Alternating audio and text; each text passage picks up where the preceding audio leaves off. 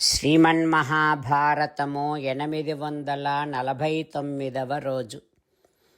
ఓం అస్మద్గురుభ్యో నమః. నారాయణం నమస్కృత్య నరం చైవ నరోత్తమం దేవీం సరస్వతీం వ్యాసం తతో జయం ఉదీరయేత్. శ్రీమన్మహాభారతము 3వ పర్వము, వనపర్వము లేదా అరణ్య పర్వము. అందులో 49వ అధ్యాయము.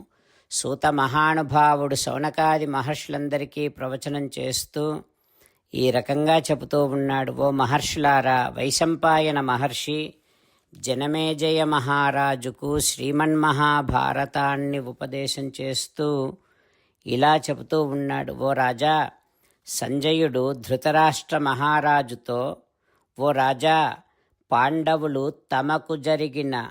తమ భార్యకు జరిగినటువంటి అవమానముతో మహాకోపంగా ఉన్నారు.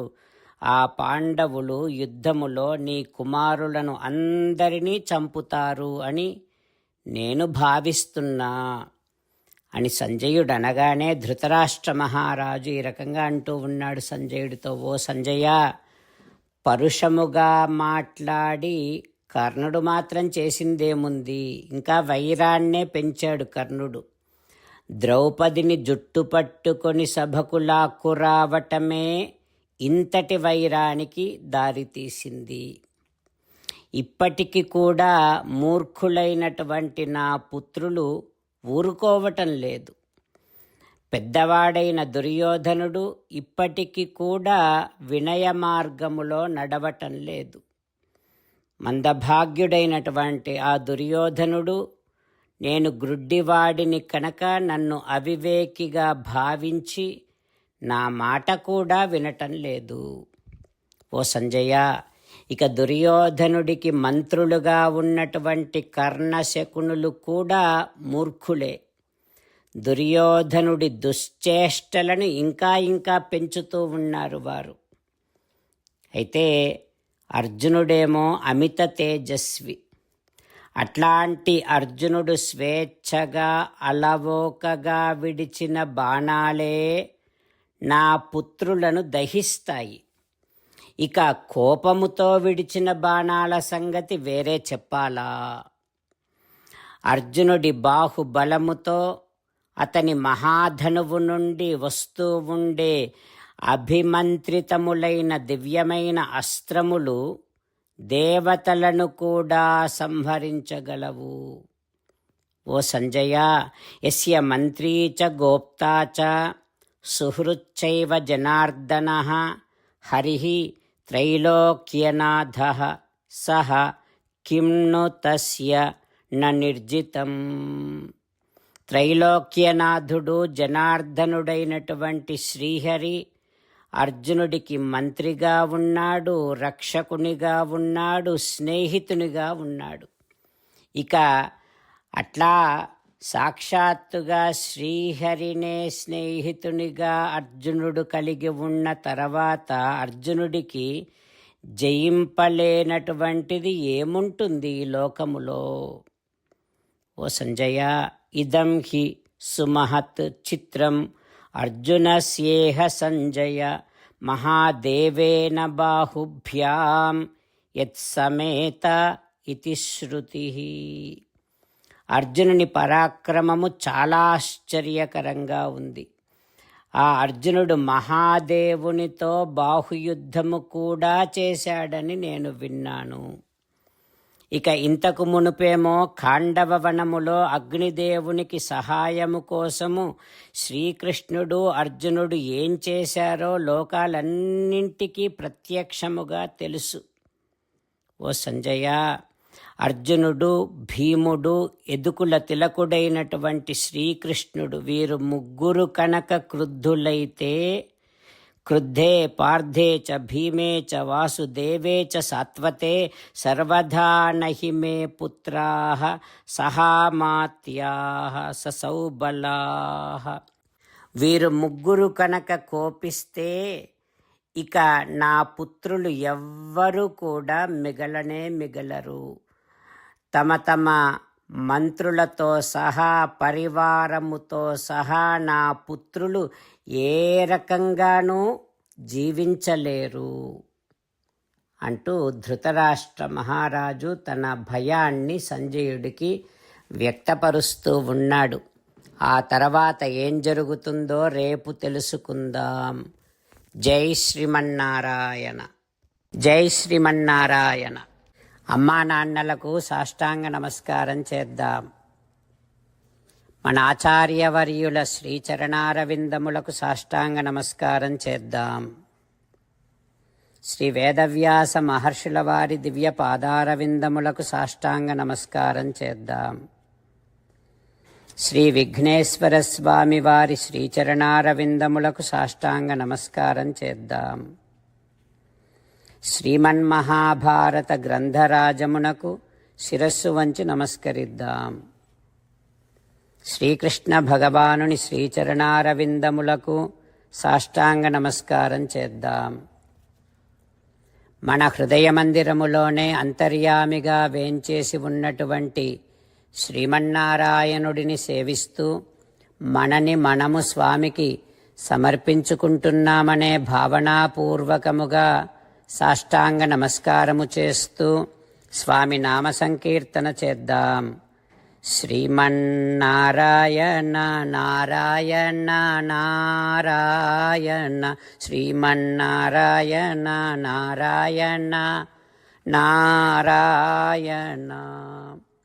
శ్రీమన్నారాయణుడే శ్రీకృష్ణ భగవానుడిగా వచ్చి మనందరికీ భగవద్గీతను ఇచ్చి మనందరినీ ఒక 8 పనులు చేయమని చెబుతూ ఉన్నాడు.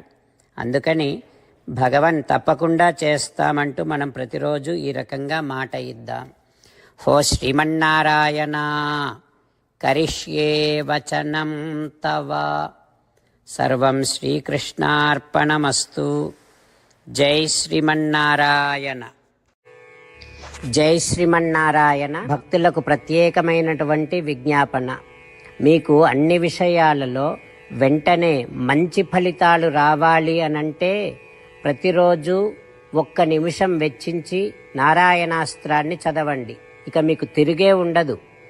నారాయణాస్త్రాన్ని పొందడానికి మీరేం చేయాలంటే నారాయణాస్త్రం అనే వెబ్సైట్కి వెళ్ళి మీ పేరు మీ ఈమెయిల్ ఇస్తే మీ ఈమెయిల్కి నారాయణాస్త్రం PDF వస్తుంది. అందులో ఒక రామాయణ శ్లోకం, ఒక గీతా శ్లోకం, ఒక విష్ణునామం ఉంటాయి. ఆ 3 కలిపి నారాయణాస్త్రం అంటాం. ప్రతి ఒక్కరికి వేరువేరు శ్లోకాలను ఇస్తున్నాం.